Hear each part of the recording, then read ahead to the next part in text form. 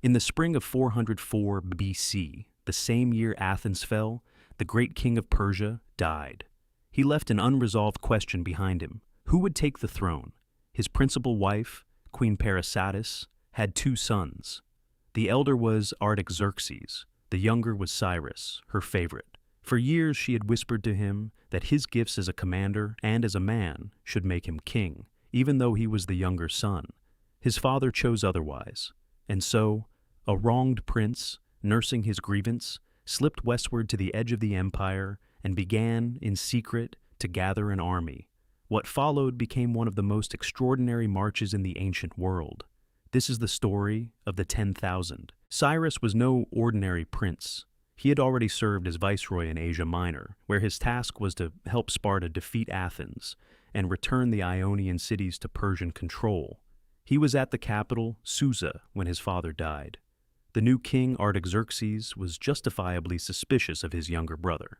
To keep him from the intrigues of the court, where he might attempt a palace coup, the king sent Cyrus back west, this time as a kind of overlord above the satraps there. It was a new arrangement in Persian administration. Had Cyrus stayed at court and been folded into palace life, he might have accepted a lesser place. But, knowing himself, suspected pushed him toward the very thing he was suspected of. He would raise an army and take the throne he believed was his. Cyrus needed soldiers, and the moment favored him. After 27 years of fighting in the Peloponnesian War, the Greek world was at peace for the first time. Thousands of trained men, from both the Athenian and the Spartan sides, were idle with nowhere to go. The Greek economy was depressed, for Athens, its great engine, had fallen. Cyrus had gold, and he spent it. He hired a mercenary force that became known as the 10,000.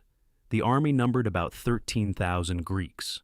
Its core was 10,000 hoplites, the heavily armed infantry who fought shoulder to shoulder in the phalanx, locked behind their shields. To these were added some 3,000 light troops, archers, slingers, and javelin throwers. The Greeks called such missilemen peltasts, because they pelted the enemy from a distance. They carried far less prestige than the hoplites. The Greek soldier of fortune was nothing new, least of all in the East. For centuries, Greek warriors had learned that mastering hoplite warfare could win them fame, glory, and wealth. They hired themselves out to rulers from Iberia to the Nile. Some believe this trade in fighting men may even have helped give rise to the hoplite tradition itself.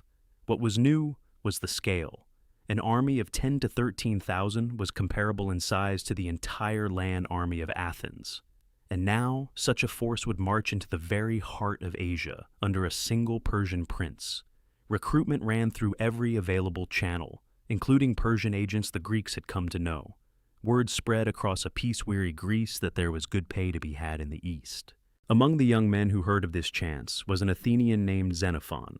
He was 27, and the word reached him from a friend in Boeotia, the region around Thebes. To understand his restlessness, you must understand his city. In the Athenian system, a citizen could enter the assembly to listen and vote at 20. But then he had to spend 10 years watching and learning. Only at 30 could he give his first speech, or stand for high office such as general.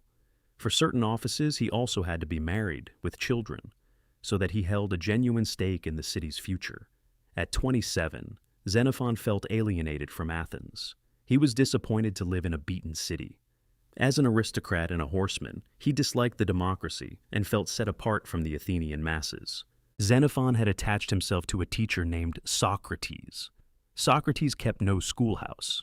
He could be found in the agora beneath the plane trees, stopping passers-by and probing them about what things truly meant and how they were living their lives. Xenophon studied under him at the same time as a young man named Plato. Socrates himself wrote nothing, but his followers wrote about him endlessly, and so these two students became the lenses through which we see Socrates, each distorting the original in his own way. Plato cared for ideas and ideals, for the theory that the material world forever strives to imitate hidden perfect forms. He sought beauty, virtue, and moral understanding.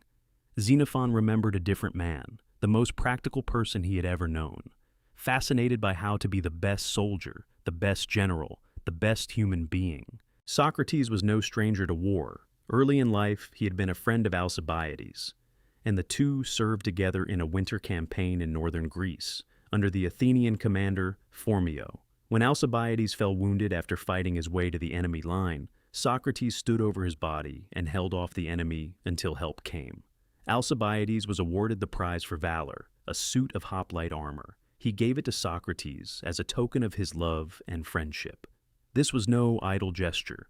In Athens, military service was a basic mark of citizenship, and nearly everyone took part. The philosopher who questioned men in the marketplace had stood in the line of battle, shield locked against shield, and had saved a comrade's life with his own body. Xenophon also preserves a memory of the younger Socrates. Socrates said he had begun his philosophical life chasing questions of a scientific kind. How far did the sun stand from the earth? How much did it weigh? Partway through his life, he decided such questions did not matter. What mattered was the inner life of human beings, the moral choices they made, the way they led their days. He called this turn his second voyaging. Just as a sailor whose wind has dropped takes to the oars and proceeds by his own effort, Socrates turned from the study of nature to the study of human beings. He set himself to helping young men know themselves and choose rightly. And this is what made him a magnet for the thoughtful young men of Athens, Xenophon among them. Socrates strongly opposed Xenophon's plan. Everyone in Athens knew that Cyrus had funded the Spartan campaign that destroyed the city and its empire. To swear allegiance to such a man, Socrates feared, would end in exile, with Xenophon's fellow citizens condemning him as a traitor. Xenophon proposed consulting the oracle at Delphi. He crossed the mountains, descended the long ramp into the dark crypt, and put his question to the priestess. But he did not ask whether he should go, as Socrates had hoped. Instead, he asked which gods he should sacrifice to make the expedition succeed. He had already decided. He returned home with his answer, and Socrates, annoyed but resigned, gave him his blessing. So the young Athenian set out for Asia, against the counsel of the wisest man he knew, to march for a prince who had helped ruin his city. Xenophon traveled to Sardis, the old Lydian capital near the western coast of Asia Minor. It was the same city where, 150 years earlier, the story of Greeks and Persians had begun, with the rich king Croesus. There he found that the commander of Cyrus's mercenaries was a renegade Spartan named Clearchus. To understand Clearchus, you must see what Sparta had become. When the Athenian Empire collapsed, it transformed at remarkable speed into a Spartan empire. The Persians had never expected this. They had taken the Spartans for stay-at-home conservatives. But they had reckoned without Lysander, the imperialist who maneuvered Sparta into the leading place Athens once held. Barred from the kingship because he was not of royal blood, Lysander hoped, like Themistocles before him, to become first among the Greeks through a maritime empire. Sparta now placed officers in charge of garrisons across the conquered cities, some of which she had promised to hand back to Persia. These officers were called harmosts.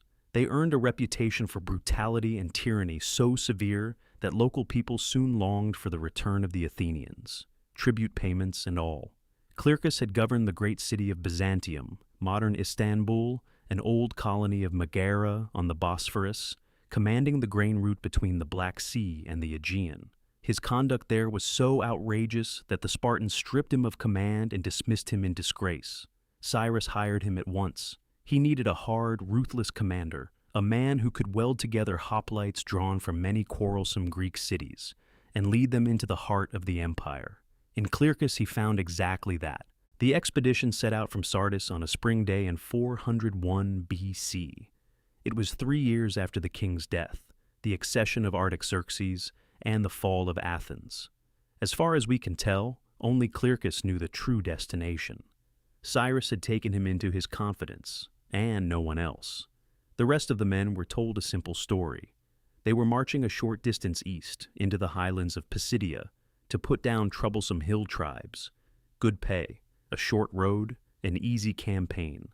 Anyone who paused to wonder why crushing a few bandit tribes required 10,000 Greek hoplites, plus tens of thousands of Asian troops, kept the question to himself. The ancient sources say 100,000 Asians, though 20,000 is more likely. Either way, this was no campaign against bandits. The army worked its way along the system of royal roads through Central Asia Minor. It passed entirely through Pisidia and emerged on the far side. There were no hill tribes to fight. The men had marched clean through the country they were sent to subdue. When they reached Cilicia beyond it, the soldiers staged the first of many mutinies. They refused to advance until they were paid in full for the distance they had already covered. Withholding pay until a campaign ended was a standard way of keeping troops in line. Once men had invested enough days in an effort, they were reluctant to walk away from it. But Cyrus was now in difficulty. He had funded the payments that brought the men in. He did not have the money to cover their arrears. The fighting men were only part of Cyrus's burden. The army was shadowed by an equally large body of auxiliaries and camp followers, almost invisible in the histories, yet essential to its survival. A wagon train of perhaps 1,500 wheeled carts followed the army, with drivers, grooms, mules, and oxen. The whole force could move no faster than its slowest cart. There were armorers, leather workers, and weapon makers to build and repair equipment. There were doctors to treat wounds, women who attended to the soldiers' needs, and bakers to make the daily bread. The army carried unground, parched grain because flour spoils quickly once milled. So grain had to be ground, kneaded, and baked fresh each day in portable ovens.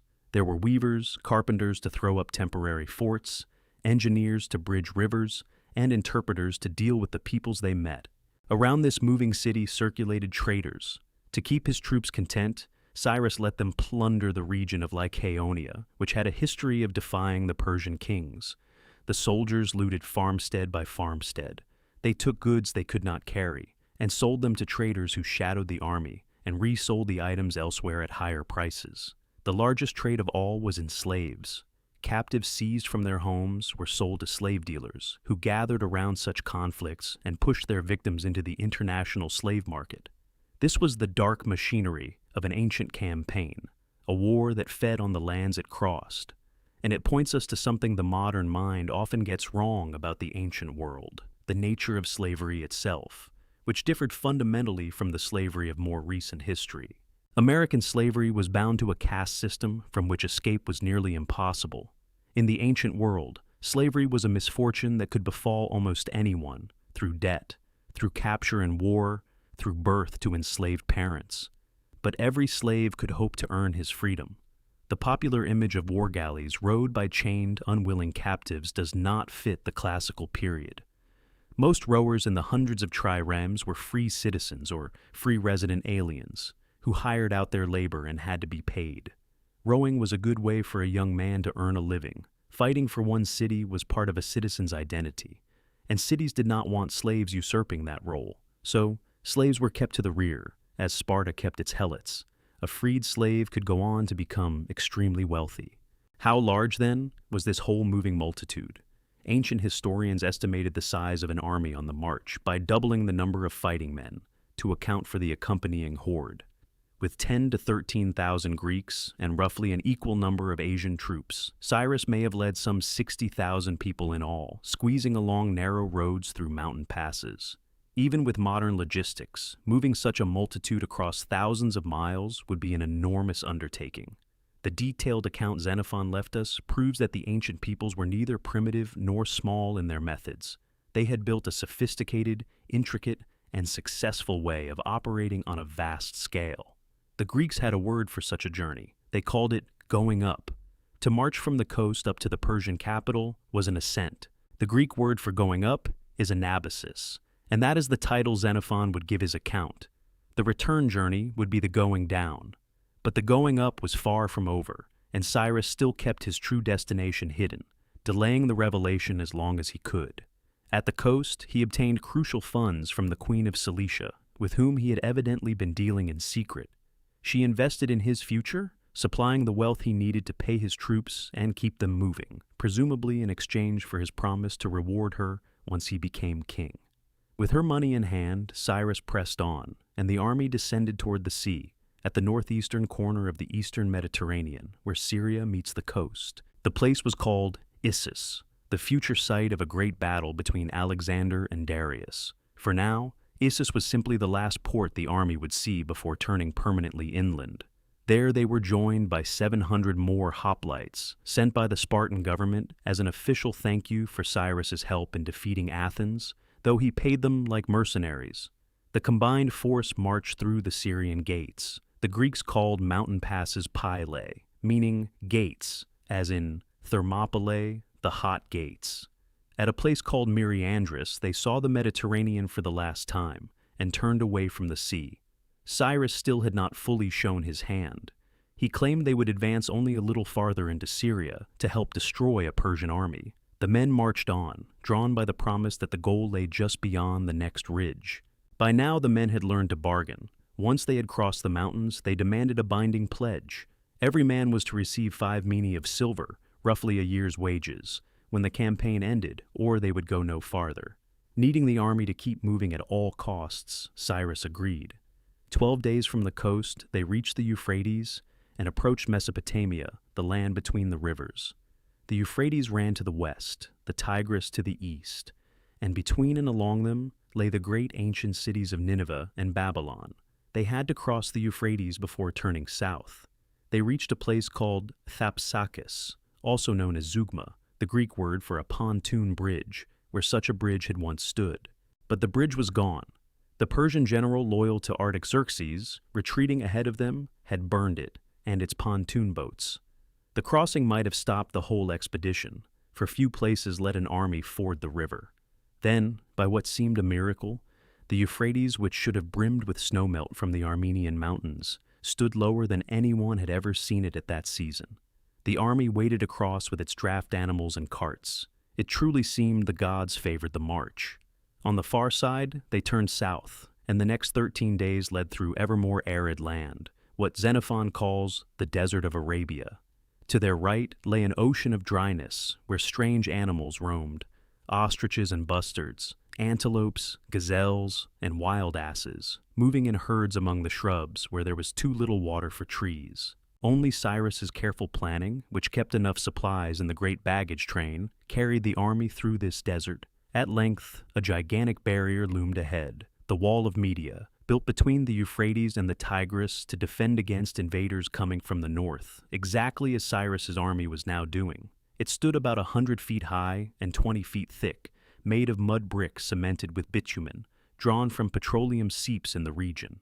In that age, this oil served only as building mortar, or as pitch to protect ships against shipworm. The army expected the wall to be held against them. But the retreating Persian general was so terrified of Cyrus's numbers that he fled southward to join Artaxerxes. The army passed through, crossing a great canal that joined the Tigris and Euphrates, and then a freshly dug trench meant to block their advance. Here Cyrus left the baggage train behind. He sensed that the moment of crisis was near. 2 days later, the army marched at ease, lulled by the eerie emptiness of the land. Surely Artaxerxes was too frightened to face them. Then a scout appeared, a Persian noble sent ahead, galloping over the horizon and shouting that the king was coming with an army. Upon questioning, it emerged that the royal force was even larger than their own. The 10,000 had reached the heart of the Persian Empire. A wronged prince, a renegade Spartan, and an Athenian student of Socrates now stood deep in Asia, a year's march from home, with the decisive confrontation at hand. What they did next, and how a leaderless Greek army would fight its way home, became one of the great stories of antiquity. But that battle, and that long road back, belonged to the going down.